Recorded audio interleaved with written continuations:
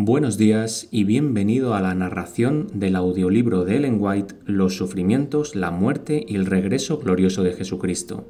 Hoy narraremos: los ladrones que fueron crucificados con Jesús sufrieron una tortura física igual a la suya, pero uno de ellos solo estaba más irritado y endurecido por el dolor y desconfiaba más de Jesús. Entonces, imitando a los sacerdotes, se burló de Cristo, diciendo: «Si eres Cristo, sálvate a ti mismo, y nosotros también». El otro no era un criminal endurecido.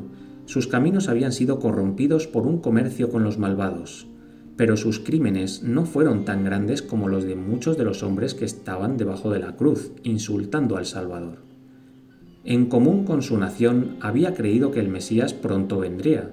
Había escuchado a Jesús y sus enseñanzas lo conmovieron, pero bajo la influencia de los sacerdotes y gobernadores se había apartado de él. Había tratado de ahogar sus convicciones en placeres. Las relaciones culpables lo llevaron paso a paso al abismo del mal, hasta que, arrestado por un delito obvio, fue condenado a la muerte de la cruz. Durante el juicio había estado con Jesús en la sala del tribunal. Acababa de llegar al Calvario con él. Había oído a Pilato declararlo inocente. Había observado su actitud divina y su lástima por sus perseguidores.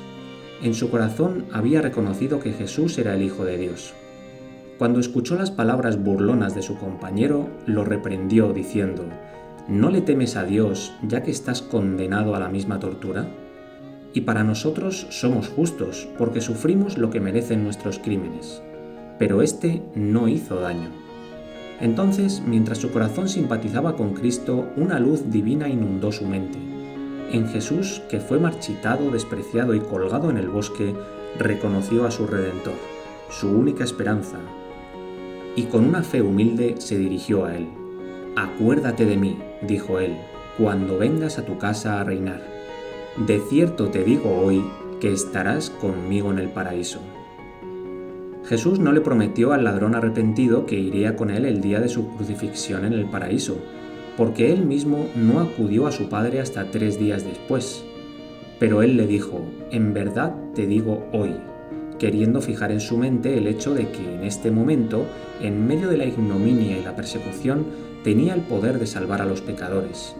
Era el abogado del hombre ante Dios, y tenía el mismo poder que cuando sanaba a los enfermos y resucitaba a los muertos. Era su derecho divino prometer en ese día al pecador arrepentido y al creyente: «Estarás conmigo en el paraíso».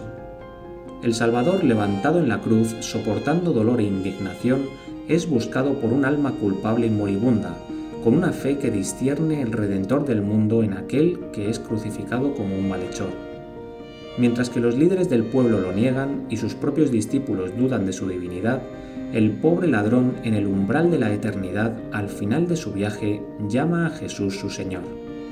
Muchos estaban dispuestos a llamarlo Señor cuando realizaba milagros o después de su resurrección, pero nadie lo llamó Señor mientras estaba colgado en la madera, excepto el ladrón penitente.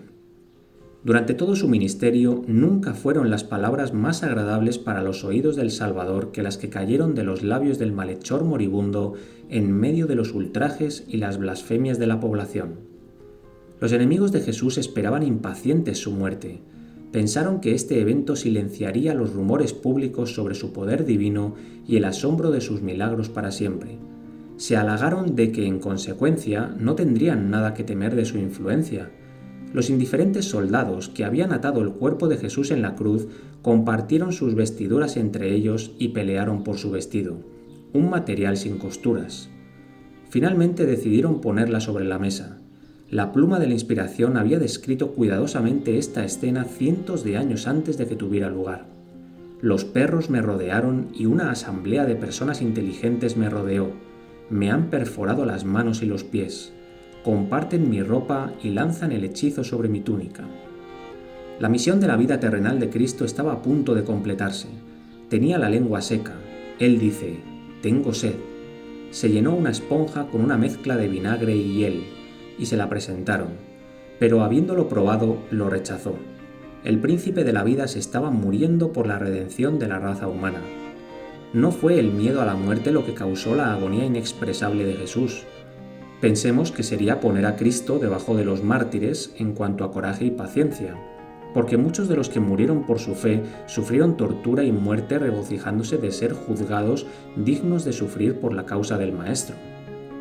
Cristo es el príncipe de los mártires, pero no fue la angustia física lo que lo llenó de horror y desesperación, era el sentimiento de la malignidad del pecado. Fue ver que el hombre se había enfermado tanto con el mal que ya no sentía su gravedad, que el vicio estaba tan profundamente arraigado en el corazón humano que parecía imposible arrancarlo de raíz. Fue la culpa del pecado lo que lo golpeó, como un sustituto del hombre de la ira del Padre, que rompió el corazón del Hijo de Dios. Cada dolor que soportó en la cruz, las gotas de sangre que fluyeron de su frente, sus manos, sus pies, la agonía que sacudió sus extremidades y la angustia indescriptible que llena su alma con el pensamiento de que el rostro del Padre estaba velado por él, habla con el hombre y dice: «Es por amor a ti que el Hijo de Dios consiente en cargar con él estos crímenes detestables. Para ti despoja al imperio de la muerte y te abre las puertas del paraíso y la vida inmortal. El que calmó las olas furioso con su palabra, que caminó sobre las olas espumosas, que hizo temblar a los demonios, que curó enfermedades con su mano, que abrió los ojos de los ciegos y resucitó a los muertos, le ofrece incluso en la cruz como sacrificio perfecto para el hombre». Satanás, con sus feroces tentaciones, torturó el corazón de Jesús. Acumuló sobre él el pecado, tan horrible en sus ojos, hasta que comenzó a gemir bajo su peso. No es de extrañar que su humanidad temblara en esta hora terrible. Los ángeles miraron aterrorizados la desesperada agonía del Hijo de Dios, más que el dolor físico que este último apenas sintió. Los ejércitos del cielo, en este espectáculo angustioso, velaron sus rostros. La naturaleza inanimada expresó simpatía por su autor indignado y moribundo. El sol se negó a contemplar esta horrible escena. Sus brillantes rayos iluminaban la tierra al mediodía, cuando de repente parecía desvanecerse. Una completa oscuridad, como un paño funerario, envolvió la cruz y todo el país circundante. Ningún eclipse ni ninguna otra causa natural de esas tinieblas tan profundas como las de una noche sin luna o estrellas. Duró 3 horas enteras. Ningún ojo podría haber perforado la oscuridad que rodeaba la cruz, y nadie podría haber penetrado en la oscuridad más profunda que inundó el alma sufriente de Jesús. Un terror sin nombre se apoderó de todos los reunidos en este lugar. El silencio de la tumba parecía haber caído sobre el Calvario. Los ultrajes y las burlas se detuvieron sin terminar. Hombres, mujeres y niños cayeron boca abajo en un terror abyecto. Relámpagos brillantes y sin truenos centelleaban de vez en cuando a través de las nubes e iluminaban la cruz y el Redentor crucificado. Sacerdotes, magistrados, escribas, ejecutores y la multitud, todos creían que había llegado el momento de la venganza. Después de unos momentos, algunos murmuraron que Jesús ahora estaba bajando de la cruz. Otros buscaron encontrar su camino de regreso a la ciudad, golpeándose los pechos y lamentando. A la 9ª hora la oscuridad se desvaneció, pero continuó envolviendo al Salvador como una capa. El rayo irritado pareció caer sobre él. Entonces Jesús gritó en voz alta diciendo: «Elí, Elí, lama sabactani», es decir, Dios mío, ¿por qué me has abandonado?». Cuando la oscuridad del área circundante se detuvo alrededor de Cristo, muchas voces gritaron: «La venganza de Dios está sobre él». Los dardos de la ira divina caen sobre él porque afirma ser el Hijo de Dios. Cuando se escuchó el grito supremo del Salvador, muchos de los que creyeron en él se llenaron de terror. Toda esperanza los abandonó. Si Dios hubiera abandonado a Jesús, ¿qué sería de sus discípulos y la doctrina que tanto habían amado? Allí estaba suspendido en la cruz, el Cordero de Dios sin mancha, la carne lacerada por golpes y heridas. Esas manos amorosas y bendecidas que siempre estaban listas para consolar a los oprimidos y los que sufrían, colocadas en la cruz y fijadas por uñas despiadadas. Esos pies pacientes que habían llegado tan lejos para dispensar las gracias y predicar la salvación al mundo, murieron, ordenados y aplastados en la cruz. Esa cabeza real, herida por la corona de espinas, esos labios pálidos y temblorosos, que siempre habían estado listos para responder a las quejas de la humanidad sufriente, dispuesta ahora a repetir las palabras oscuras: «Dios mío, ¿por qué me abandonaste?». La gente esperaba en silencio el final de esta triste escena.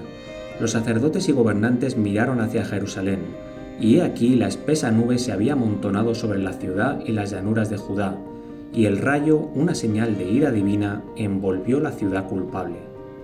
De repente la oscuridad alrededor de la cruz desapareció, y con una voz clara como la de una trompeta que sonó a lo largo de toda la creación, Jesús gritó: «Todo está cumplido. Padre mío, pongo mi espíritu en tus manos». Una luz iluminó la cruz, y el rostro del Salvador brilló con una gloria como la del sol. Después inclinó la cabeza sobre el pecho. Había muerto. Los espectadores permanecieron paralizados y miraron a Jesús, casi sin atreverse a respirar.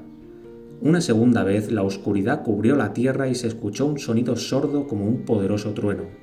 Lo acompañó un violento terremoto. La masa de personas se sacudió y el resultado fue una confusión y consternación extraordinarias. Grandes rocas se separaron de las montañas vecinas, con terribles crujidos, y rodaron a lo largo de sus flancos hacia las llanuras circundantes. Se abrieron los sepulcros y los muertos salieron de sus tumbas. La creación parecía estar reducida a polvo. Sacerdotes, gobernadores, soldados y ejecutores, todos estaban mudos de terror y boca abajo. La oscuridad todavía cubría Jerusalén como una capa. Cuando Cristo murió, los sacerdotes oficiaban en el templo frente al velo que separaba el lugar santo del lugar santísimo.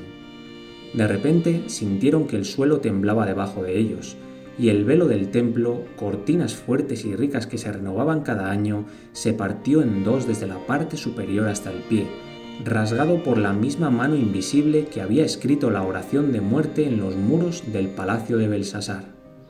El lugar más sagrado, que solo se pisoteaba una vez al año, estaba expuesto a los ojos de todos. Dios siempre había protegido su templo de una manera notable, pero ahora sus misterios sagrados fueron entregados a los ojos de los curiosos. La presencia de Dios ya no cubriría el tabernáculo terrenal de propiciación en el futuro, ni la luz de su gloria. Cuando Cristo murió en la cruz del Calvario, se abrió un camino nuevo y vivo para judíos y gentiles. El Salvador entonces oficiaría como sacerdote e intercesor en el cielo. De ahora en adelante la sangre de los animales ofrecidos por el pecado no tenía ningún valor, porque el Cordero de Dios murió por los pecados del mundo. La oscuridad que cubría la naturaleza expresaba la simpatía de la naturaleza por el Cristo moribundo. Esto demostró a la humanidad que el sol de justicia, la luz del mundo, estaba retirando sus rayos de la ciudad una vez tan favorecida de Jerusalén. Fue un testimonio milagroso dado por Dios para que se confirmara la fe de las generaciones posteriores. Jesús no dio su vida hasta que hubo realizado el trabajo por el que había venido. El sublime plan de redención se realizó triunfalmente. Por una vida de obediencia, los hijos caídos de Adán finalmente podrían ser exaltados en la presencia de Dios. Cuando el cristiano comprende la grandeza del sacrificio realizado por la majestad del cielo, el plan de salvación se amplía ante él, y sus meditaciones en el Calvario despiertan las emociones más profundas y sagradas del corazón. La contemplación del incomparable amor del Salvador absorbe el espíritu, toca y derrite el corazón, refina y eleva los afectos, y transforma por completo el personaje. El lenguaje del apóstol Pablo es: «No juzgué que debía saber nada más entre ustedes, sino a Jesucristo, y a Jesucristo crucificado».